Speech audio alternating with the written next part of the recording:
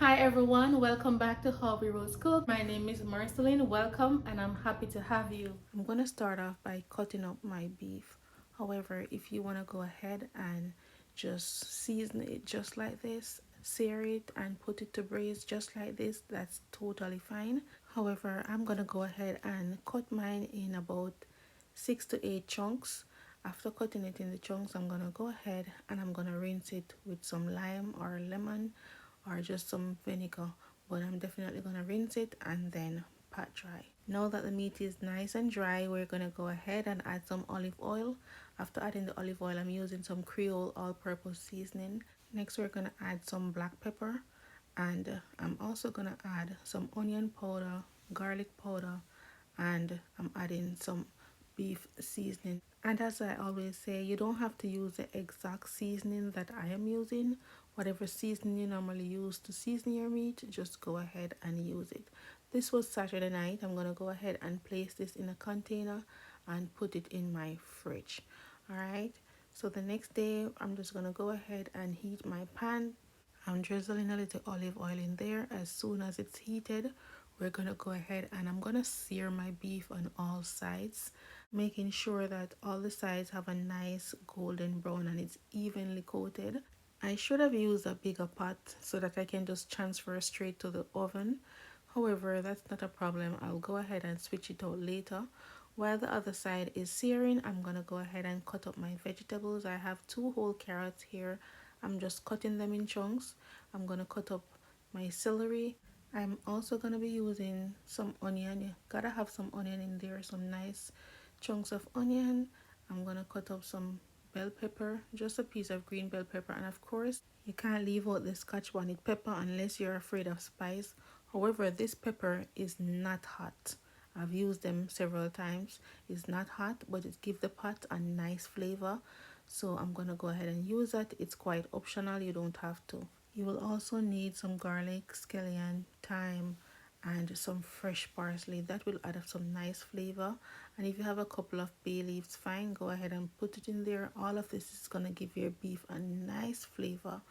Alright, it's going to taste really nice. My beef had finished searing and I removed them, which you'll see in the next clip.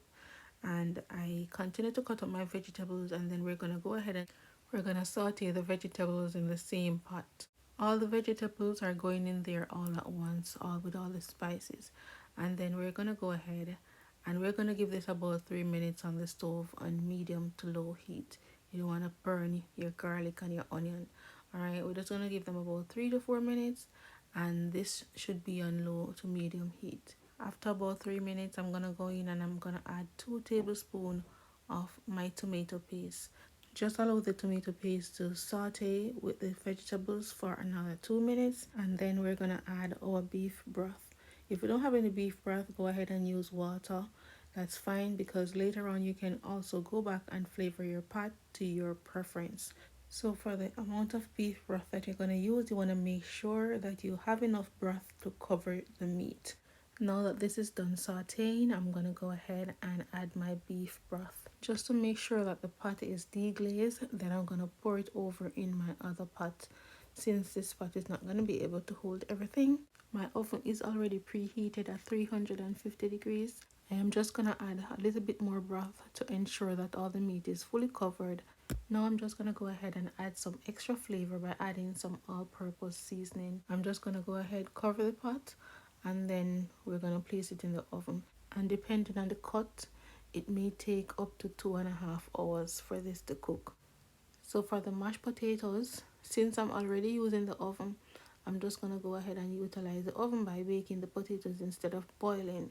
So it's up to you if you want to go ahead and boil them, or you can just put them in the oven since the oven is already in use. So I'm just piercing some hole in the potatoes, and then we're going to go ahead and just put a foil or parchment paper over them and pop them in the oven. We also made some Jamaican home style chicken for dinner, along with some rice and peas. If you haven't seen any of my rice and peas video, I just posted one last week. You can go over and check it out. Alright, so I will leave the link for that in the comment section if you missed that video.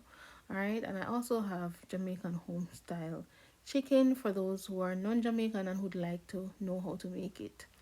Now this cut of meat took 1.5 hours. It's nice and tender, really soft.